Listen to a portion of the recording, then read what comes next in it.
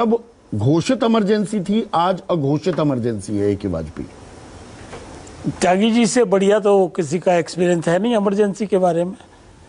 और त्यागी जी एक बता दें, 50 साल से हैं, बड़े सीनियर हैं हम लोगों के, और आज के माहौल में एक इंसिडेंट त्यागी जी बताते हैं जो उनके साथ हुआ हो।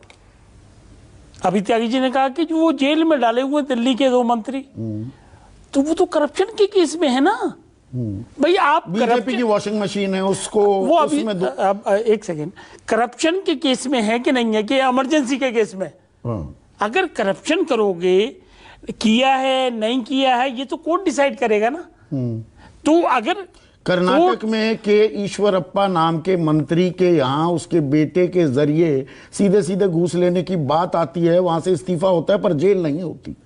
मैं अभी हिमंता बिस्वा शर्मा, मुकुल रॉय, शुवेंदु अधिकारी, नारायण राणे, इन सब की तो बात ही नहीं कर रहा हूं। पिक एंड चूज से क्या मतलब है? एजेंसी काम करेगी नहीं करेगी, वो एजेंसी किसके इशारे पर काम कर रही है? 95% केसेस विपक्षी नेताओं पर ही क्यों? ताले लग गए सुप्रीम कोर्ट हाई कोर्ट में क्या? कोर्ट खुली हुई है। अगर अब सत्येंद्र जैन का एग्जाम्पल के लिए केस लेते हैं, हाई कोर्ट भी गए, सुप्रीम कोर्ट गए। राहुल गांधी अपने नेशनल एरर वाले केस में हाई कोर्ट भी गए, सुप्रीम कोर्ट। सत्येंद्र जैन पर केस क्या है? 1250 पन्नों की चार्जशीट है। और मनी लॉन्ड्रिंग का केस होता है कि पैसा इधर लिया, इधर दिखाया, उधर चला गया, इधर आ गया, दैट इज मनी लॉन्ड्रिंग। और उस पैसे से जो प्रॉपर्टी खरीदी जाती है वो कॉन्फिस्केट की जाती है। तो और हाई कोर्ट एग्जामिन किया, सुप्रीम कोर्ट एग्जामिन किया, किसी ने बेल नहीं दी। भाई बेल तो मैटर ऑफ राइट है ना हमारा। मैं बिल्कुल समझ रहा हूँ। अच्छा, तो हम वकील से पूछ रहा हूँ ताकि आप सही बात लेकर आएंगे। नहीं, ये पॉक्सो के तहत एक एफआईआर दर्ज हुई थी। एक एफआईआर यौन शोषण के मामले में वो 7 पहलवानों ने की थी। पॉक्सो पता नहीं कहाँ चला गया, पता नहीं लगा। बाकी यौन शोषण के मामले में भी साधारण आदमी जेल में चला जाता है, यहाँ जेल नहीं होती दिखती है। अजय मिश्रा टेनी बेटे पर 4 किसानों को कुचलने की बात आती है, वो कहाँ हवा हवाई हो जाते हैं मामले।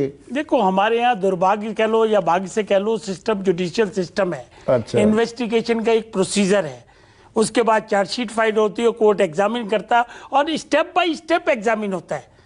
ये 1-2 केसेस 4 केसेस को आप कह दो और वो भी माफ करना, आपने चार्जशीट नहीं पढ़ी है। चार्जशीट पढ़ो तो अलग कहानी है, पेपर डॉक्यूमेंट अलग बोलते हैं और जो प्रिजम्पशन है वो अलग चलती है।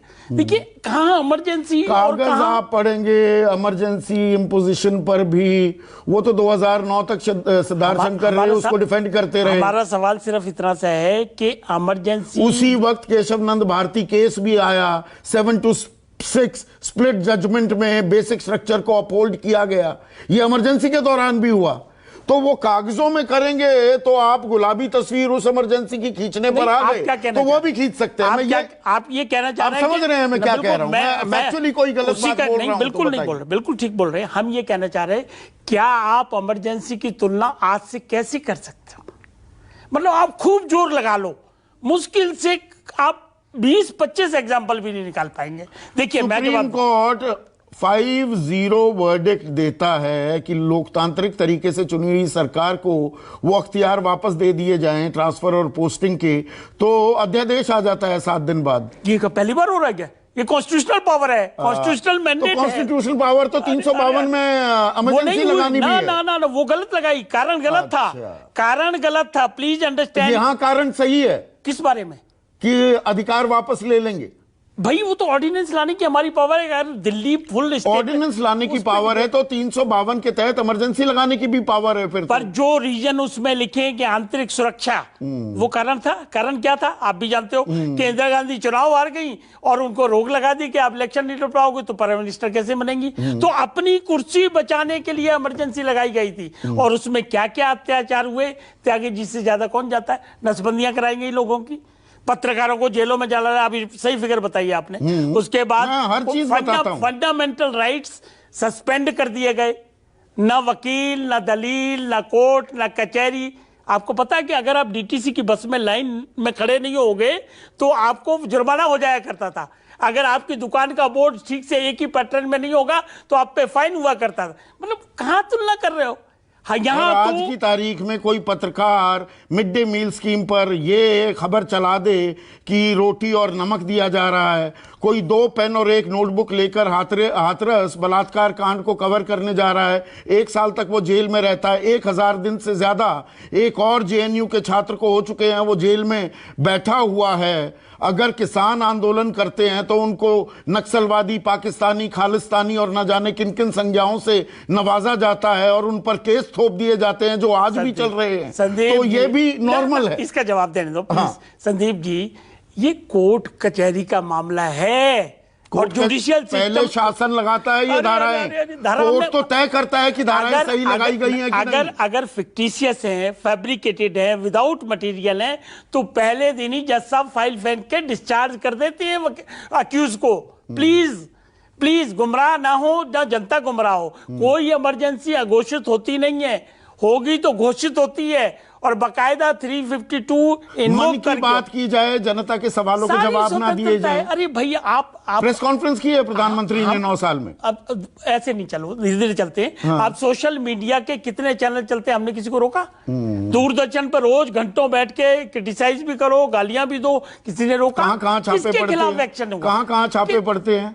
छापे तो पड़ेंगे, छापे तो पड़ेंगे। चोरी के खिलाफ छापे। सेडिशन का मामला दर्ज हो जाएगा। मैं विनोद दुआ का फिर से जिक्र करूंगा। सुप्रीम कोर्ट ने कैश किया ना। हाँ, और कहां हुआ वो? हिमाचल के ऊपर किसी आ गया जवाब कि जुडिशियल सिस्टम प्रिवेल कर रहा है। अगर आपके साथ जाने अनजाने में कोई भी जाती हुई है, मैलाफाइडली हुई है, इंटेंशनली हुई है, तो जुडिशियल प्रोसेस को खत्म करेगा। अब दूसरा सवाल है कि ऑर्डिनेंस क्यों लाए? ऑर्डिनेंस लाने के उसी फैसले में पैरा 95 में सुप्रीम कोर्ट ने लिखा है कि सरकार को कानून बनाने का अधिकार है। ईडी, सीबीआई, आईटी का बेजा इस्तेमाल हो रहा है, वो तलवार लटकी रहती है। उसका जवाब उसी हिसाब से राजनीतिक प्रतिद्वंदियों को दबाया जाता है। आ गया जवाब। 18 पार्टियों के हेड ने साइन की और सुप्रीम कोर्ट में अंडर आर्टिकल 32 पिटीशन फाइल की। और उसमें प्रेयर क्या थी? प्रेयर थी कि ईडी और सीबीआई दुरुपयोग हो रही हैं और ये इन्वेस्टिगेशन करते हैं और हमको बार बार बुला के टॉर्चर करते हैं, इसलिए इन सब के लिए गाइडलाइन दी जाए। फेंक के मारी सुप्रीम कोर्ट ने पिटीशन, कहा कि नहीं, कानून अपना काम करेगा। तो ये कैसे कंपेयर कर दोगे? क्या कंपैरिजन ही